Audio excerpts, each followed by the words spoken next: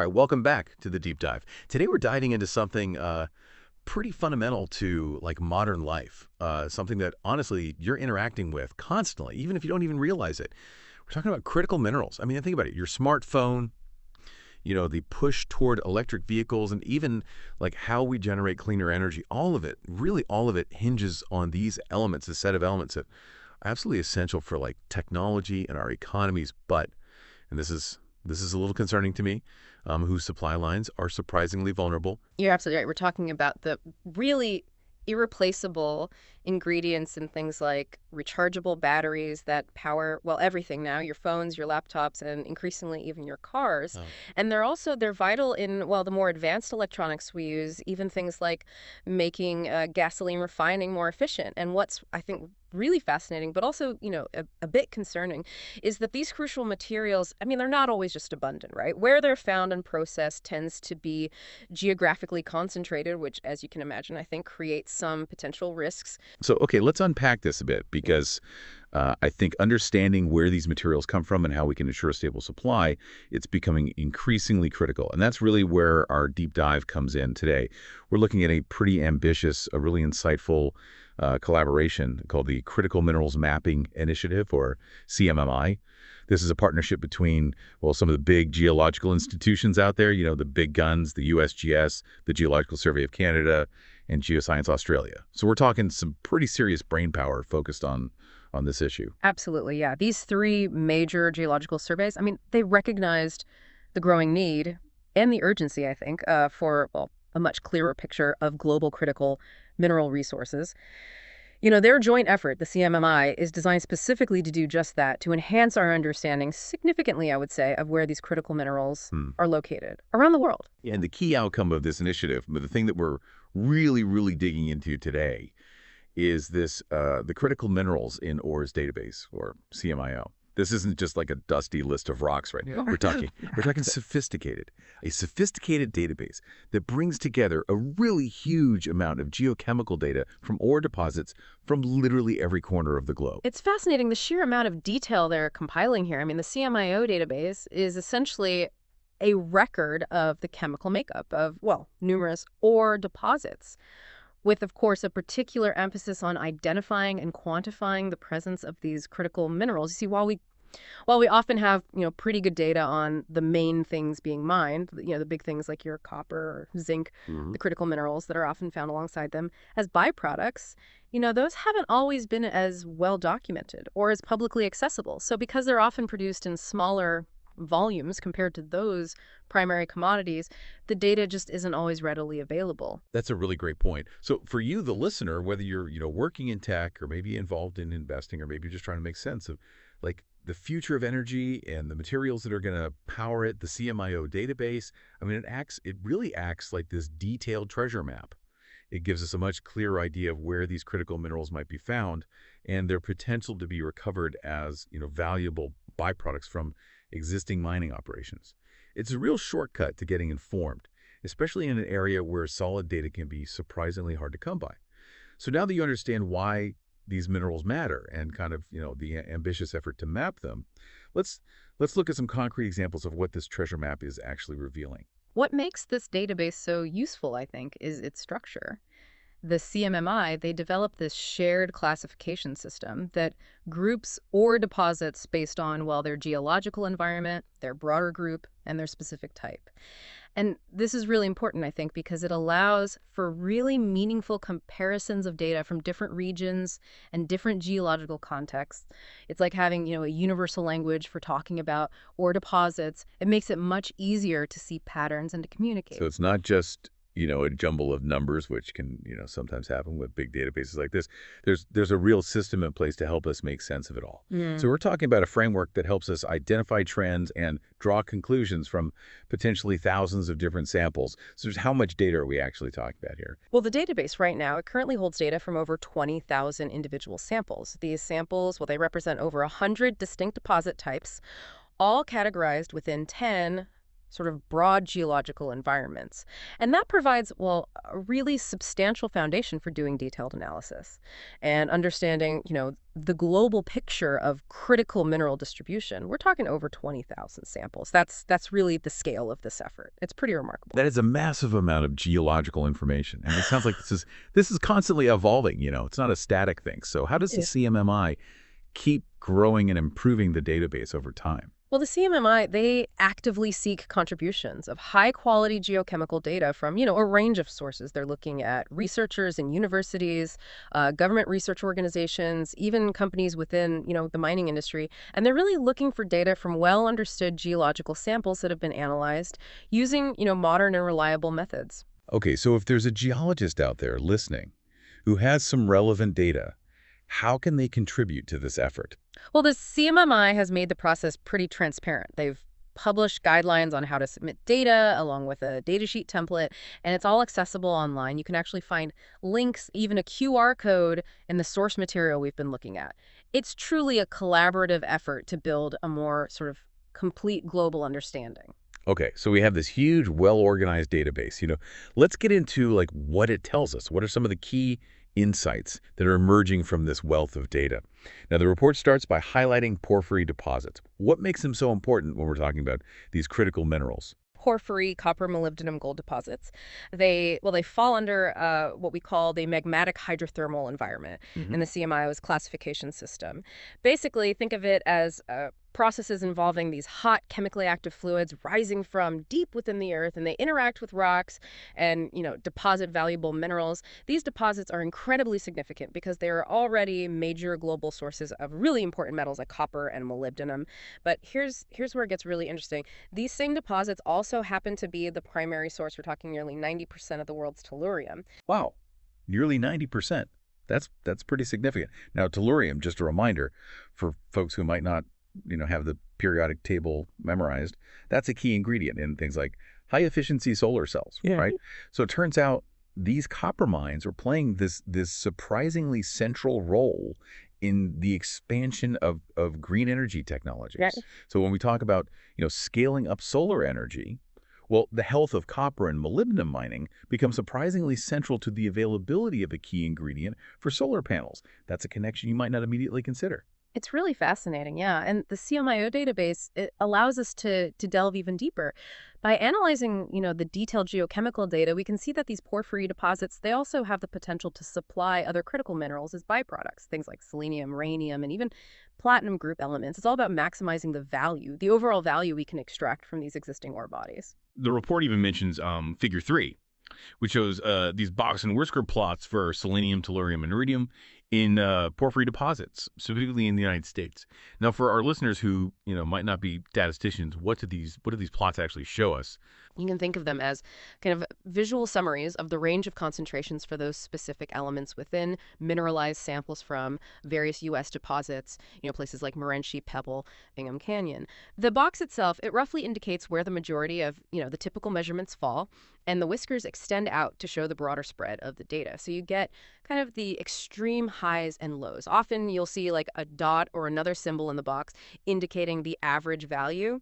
But what's really informative, I think, are those dashed horizontal lines. Those represent the average abundance of those elements in the Earth's crust as a whole.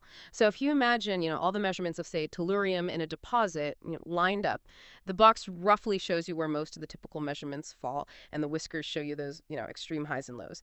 But that dashed line, it's like a benchmark. It's like the average amount you'd expect to find just anywhere in the Earth's crust. Okay, so we can see, like at a glance, which deposits have concentrations that are significantly higher than that average crustal abundance. Yeah. So it immediately highlights their potential as, economically viable sources for these critical minerals.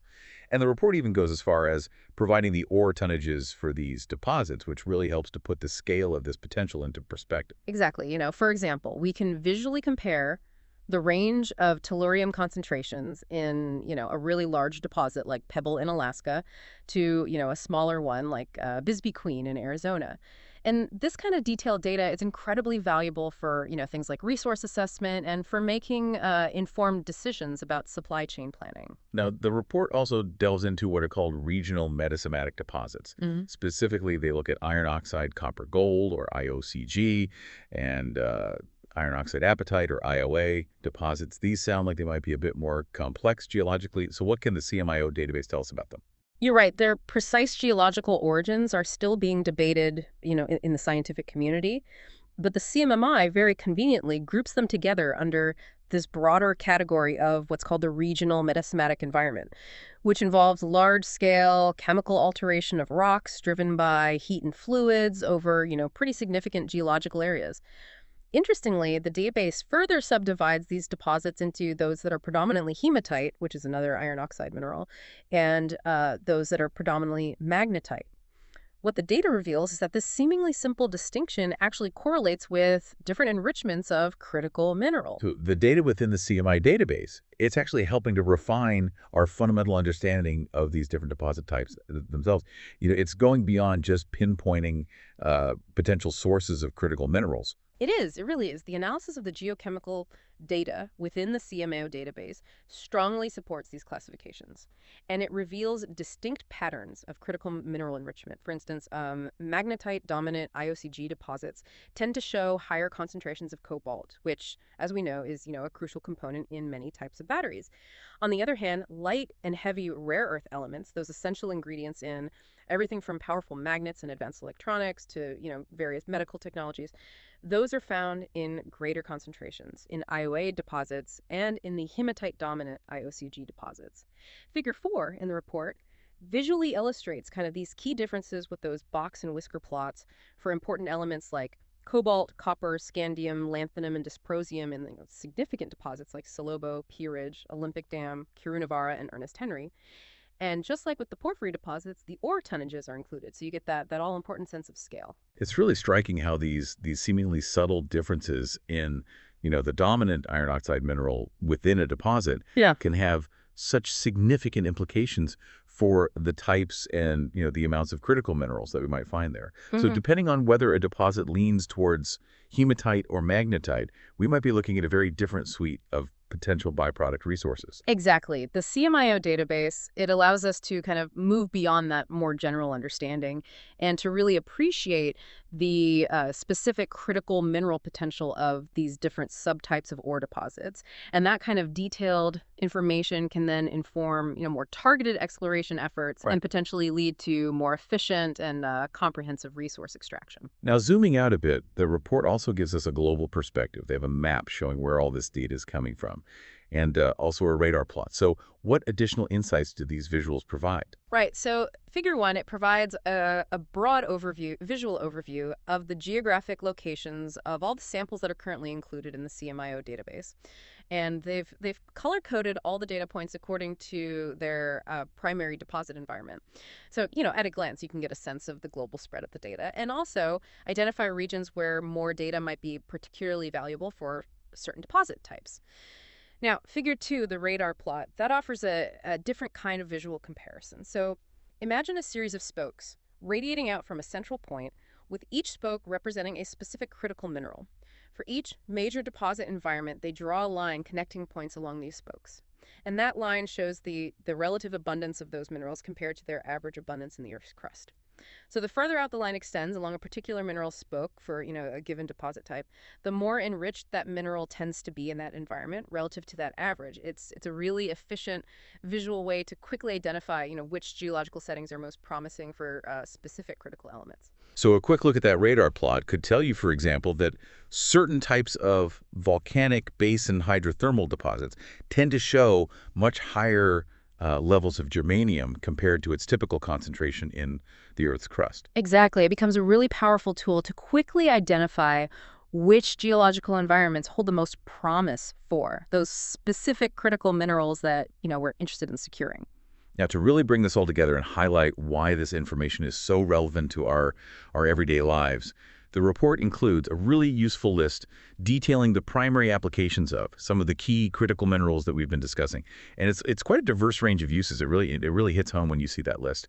Something as seemingly simple as a smartphone relies on this intricate web of elements sourced from all over the world.